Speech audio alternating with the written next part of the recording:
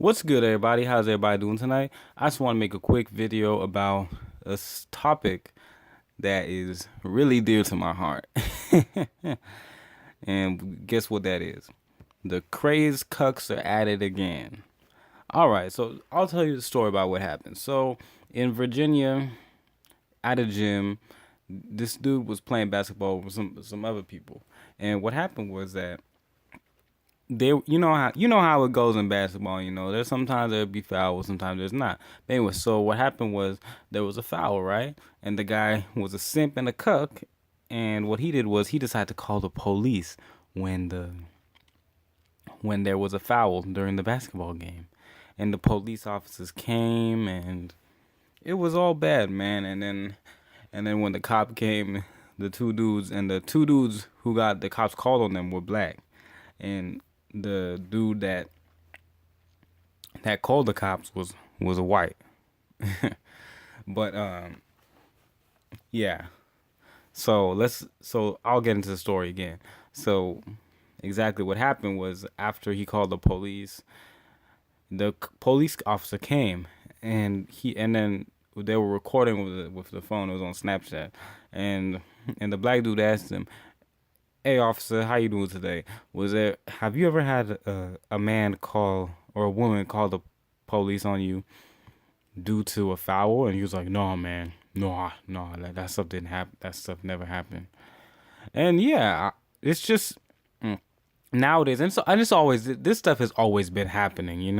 And I feel like it's just that we have cell phone proof of it. Cell phone video cameras. I mean, this stuff has always been happening for the last 50 years. Not even 50 years. I'll say thousands of years. People have been calling government officials or like police on trumped up charges and shit. But anyways, let's get into what this simp did.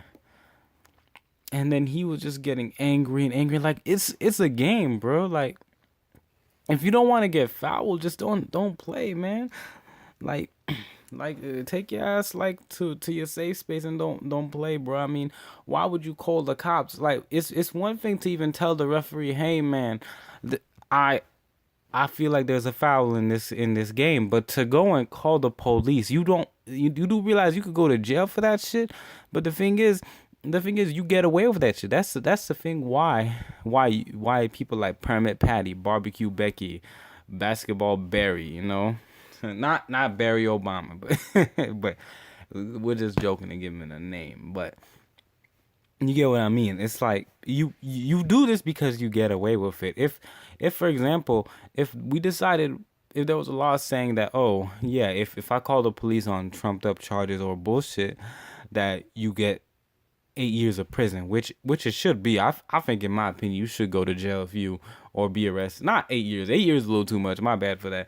But maybe maybe get your get something revoked or something, or like just get in trouble for that. I mean, it's just it's there's too much stuff for officers to do in general. Like they have a job, and that is to make sure that the city is okay. And to you to go and fuck up, try to get somebody in jail, and also fuck with the officer, fuck up his day. Like he in the video, and I will put the video out. Like he seems like he doesn't want to be there, the officer, and he should. Like, I mean, he shouldn't want to be there. I mean, it's just like he was in shock. Everybody's in shock, and and to be honest, it just shows you how much he thinks he has power and stuff. I mean, he's a weak man. He's a cuck, but he wants to think that he's big, hard and stuff. And that's the thing that I was saying a few weeks ago about when I made that video about the internet trolls and how triggered they are. They feel emboldened because they do this stupid shit online, and they put out people's information or do a lot of dumb things online, and now that they've been more emboldened each day, they feel, oh yeah, I could do this stupid shit in public or in the presence of somebody else, and that's why I feel entitled to do that. Like, you look, the world doesn't revolve around you, and if you feel that emboldened, if the internet's emboldened you that much, that's pretty dangerous. And I mean, I'm not surprised. But back to what I will say about the situation is that this is why I don't play basketball with strangers. I'm really at that point now. Like even like when I go to the park in my neighborhood, any neighbor that I lived in or have formerly lived in, even when I visit my old neighborhoods as well, I I don't play with strangers basketball. Even and I have many people asking me, "Oh, would you like to come play?" And so like, but now I just can't do that because I don't know how these people are. I don't know how unstable they are. They might call the police like one little thing. Like if you're gonna call police on a foul, like let's say I fuck up and make his team lose during the let's say we're playing 21, right? Not 9-20. What the fuck am I saying? I don't know. Let's say 2-on-2, right? And then I fuck it up or something. You know, I take that L. And then let's say what happens is he calls the police because I didn't do that well. That could happen.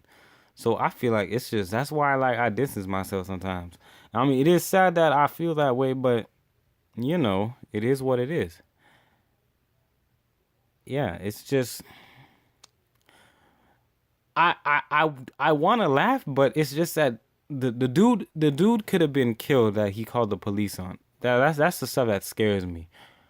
Because if this, I'm really glad that this was a good cop, and you can tell in the video, which I will show later, that this was a genuine good cop. He wasn't no bad person or has some extremist ideology, which I respect. I mean, a lot of people, and and it could have been very bad, you know, but luckily it wasn't.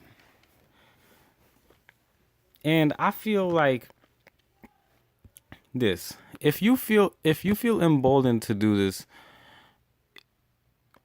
why is it that you feel, let me rephrase that. Why is it that you feel emboldened to call the police during something very petty, but yet you don't even defend your neighborhood when something bad is happening? That's another thing. For example, like fighting or or Norcos or something like that, like a Norco epidemic or just some sort of epidemic, you know? Like I see these people when a kid is just, or like when you're playing basketball, you decide to call the cops, but when you have no balls when the government is trying to kill you or to take your guns away. You have no balls. You're like, man, I'm just gonna go along with it, get along. But you big and hard when you see somebody not doing anything, you call the police. Or like, let's say somebody's doing like Norcos or like heroin and stuff. You don't call the police, cause you're weak. You're a simp. You're a cuck. And I mean, only a cuck, a crazed cuck would do that. And my other fear is this, that I'm afraid that this guy might kill someone. You never know. He might snap and shoot someone. And like he seemed like from the video, he seemed like the type that would kill somebody over a basketball game. And this is type stuff that you got to be careful, man. But anyways, let me know what you think about the video, and like, comment, subscribe. I will show you the video, the original video after this commentary. Okay? All right, everyone. I will show you the video right now. Like, comment, see what you think about it. Have a good day. Yo!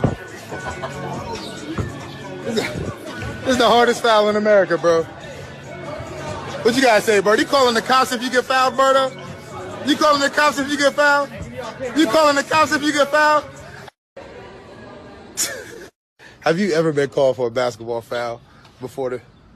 This the first time? That's my first basketball foul. You were coming for a basketball foul? Not for that, no. I just heard it was a fight. Oh, okay. But I'm like, all right. Man, they called you for a foul, man. I thought these was your joints. Keep you playing again? Oh, in the spot that was for our team, right? Why, PB?